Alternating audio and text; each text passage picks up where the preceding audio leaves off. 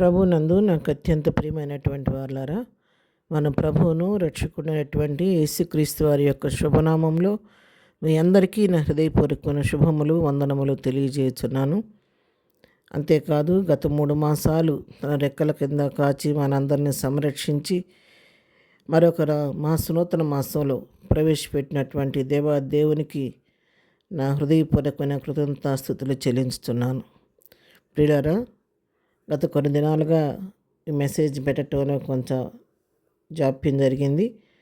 కొంచెం నాకు కాఫ్ ఉండటం వల్ల వాయిస్ క్లియర్గా లేనందువల్ల నేను ఈ మెసేజెస్ పెట్టలేకపోయాను. మరి నా పట్ల మీరు చూపిన ప్రేమను బట్టి మీ అందరికీ వందనాలు. చాలామంది అడిగారు, ఎందుకు పెట్టట్లేదని అడిగారు. కొంతమంది ఫోన్ చేశారు, ఎందుకు మెసేజ్ రావటం లేదేంటి, స్టేటస్లో చూస్తున్నాం రావట్లేదేంటని అడిగారు. మీరు మీ యొక్క ఆసక్తిని బట్టి, మీరు కనపరిచిన ప్రేమను బట్టి దేవునికి వందనాలు చెల్లిస్తున్నాను. బహుశా మీరందరూ ప్రార్థన చేసి ఉండొచ్చు. మీ అందరి ప్రార్థనలను బట్టి దేవుడు తిరిగి మళ్ళా ఇదేనా దేవుని వాక్యాన్ని మనం ధ్యానం చేసుకోవడానికి ప్రభు సమయం ఇచ్చారు. దాన్ని బట్టి దేవునికి వందనాలు చెల్లిస్తున్నాను. ఉదయకాల సమయంలో దేవుని వాక్యాన్ని ధ్యానం చేసుకున్నాము.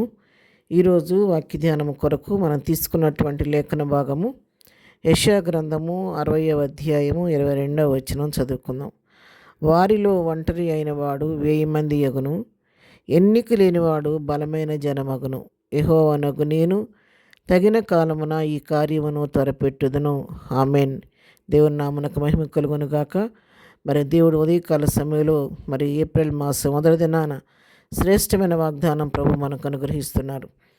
ఎవరైతే ఒంటరి అయ్యారో వారిని ఒంటరిగా విడిచిపెట్టే దేవుడు కాదు.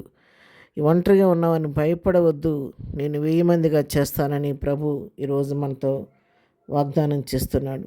ఒకవేళ నీ జీవితంలో నువ్వు ఎన్నిక లేని వాడిగా బలహీనమైన వాడిగా ఉన్నావేమో, నేను నిన్ను ఆశీర్వదించి నేను బలమైన జన్మగా చేస్తానని ప్రభు వాగ్దానం చేస్తున్నాడు. ఈ ఉదయకాలం వాక్యం ఉంటున్నటువంటి ప్రియులారా, మరొకవేళ ఒంటరితనంతో మీరు బాధపడుతున్నారేమో, పరిస్థితులను బట్టి కృంగిపోయి ఉన్నారేమో తెలియదు. కానీ దేవుడికి ఇస్తున్న అభయం ఏంటంటే, నువ్వు ఒంటరివి కాదు, నిన్ను ఒంటరిగా ఉంచను, నేను 1000 మందిగా చేస్తానని దేవుడు వాగ్దానం చేస్తున్నాడు. ఒకవేళ నేను ఎన్నిక లేని వాడిగా ఉన్నాను, తృణీకరించబడిన వాడిగా ఉన్నానని ఒకవేళ బాధపడుతున్నారేమో, అట్లాంటి పరిస్థితి నుంచి దేవుడిని విడిపించి ఎన్నికైన వాడిగా బలమైన జనముగా ప్రభువుని చేయబోతున్నాడు. ఎప్పుడు అంటే ఆయన చిత్తానుసారముగా తగిన సమయంలో దేవుడు ఆ కార్యాన్ని నీ పట్ల నా పట్ల త్వరపెట్టి జరిగించబోతున్నాడు. అంతేకాదు పిల్లారా, మరొక శ్రేష్టమైనటువంటి మాట ఏంటంటే, మనం ఒంటరివాడిని మనం అనుకుంటాం, కానీ మనం ఎప్పుడు కూడా ఒంటరివాళ్ళం కాదు.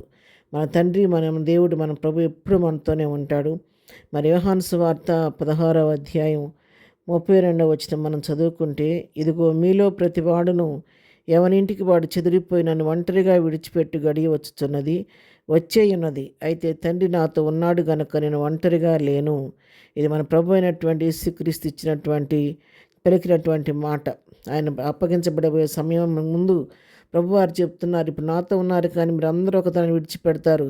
మీరందరూ విడిచిపెట్టినా కూడా నా తండ్రి నాతో ఉన్నాడు కాబట్టి నేను ఒంటరిగా లేనని మరి యేసుక్రీస్తు అంత ధైర్యంగా ఈ మాటని చెప్పారు.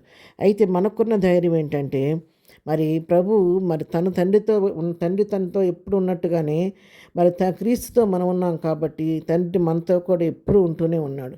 అదే యోహాను సువార్త 17వ అధ్యాయం 24వ వచనం చూడండి. తండ్రి, నేను ఎక్కడ ఉందునో అక్కడ నీవు నాకు అనుగ్రహించిన వారును నాతో కూడా ఉండవలననియు, నీవు నాకు అనుగ్రహించిన నా మహిమను వారు చూడవలననియో కోరుచున్నాను.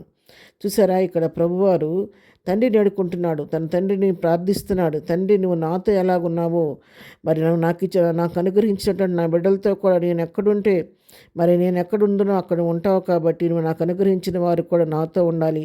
మనం అందరం కలిసి ఐక్యపరచబడి ఉండాలి. నేను నీ మహిమను అనుభవిస్తున్నట్లుగా నీ మహిమను నువ్వు నాకు అనుగ్రహించినటువంటి వీరు కూడా అనుభవించాలని ప్రార్థన చేస్తున్నాడు. కాబట్టి ఆ విధంగా మన ప్రభు ఎప్పుడు కూడా మనం విడిచిపెట్టే దేవుడు కాదు. ఎవరు విడిచిపెట్టినా కూడా మన తండ్రి మనతో కూడా ఉండి నడిపించే దేవుడు. అలాంటి దేవాది దేవుడు నిత్యం మనతో ఉన్నందుకు మన దేవునికి ఎంతో వందనస్తులమై ఉన్నాం. కాబట్టి ఉదయకాలం వాక్యం ప్రియులారా, నీలో ఒకవేళ భయం వెంటాడితే భయాన్ని పిరుగుతనాన్ని తీసివేసుకోండి. మీరు ఒంటరి వారు కాదు. దేవుడు మిమ్మల్ని నీతో నిత్యం ఉంటున్నాడు. నేను గొప్ప జనముగా చేయబోతున్నాడు. ఎన్నికైన వారు అంతకంటే కాదు, దేవుడు నేను ఎన్నికైన వాడిగా చేయబోతున్నాడు. అటు దినం కొరకు, ఆ సమయం కొరకు ఓపికతో ఎదురు చూస్తూ ప్రభు సన్నిధిలో ప్రార్థిద్దాం. ప్రార్థన. ప్రేమ కలిగిన తండ్రి, మరలా ఈ దినం వాక్యం ధ్యానించే కృపించారు, మీకు స్తోత్రం. ఏదైనా వాక్యం ప్రకారం ఎవరైతే ఒంటరిగా ఉన్నారో, ఒంటరితనం ఫీల్ అవుతున్నారో వారిని ధైర్యపరచండి, ఆదరించండి, బలమైన జనముగా చేయండి. ఎవరు ఎన్నికలేని వారు ఉన్నారో వారి జీవితాల్లో పరిస్థితులు నూతనపరిచి ప్రభా గొప్ప జనముగా చేసిన ఆయన ఎన్నికైన వారిగా నీ కృపకు పాత్రలుగా చేయండి. ఏదైనా దీవెనలతో ప్రతి వారి నింపి నడిపించండి. దినం బర్త్డే, మ్యారేజ్ డే చేసుకున్న బిడ్డలను దీవించి ఆశీర్వదించండి. ఎగ్జామ్స్ రాస్తున్న బిడ్డలకు కావలసిన పరలోక జ్ఞానం దయచేయండి.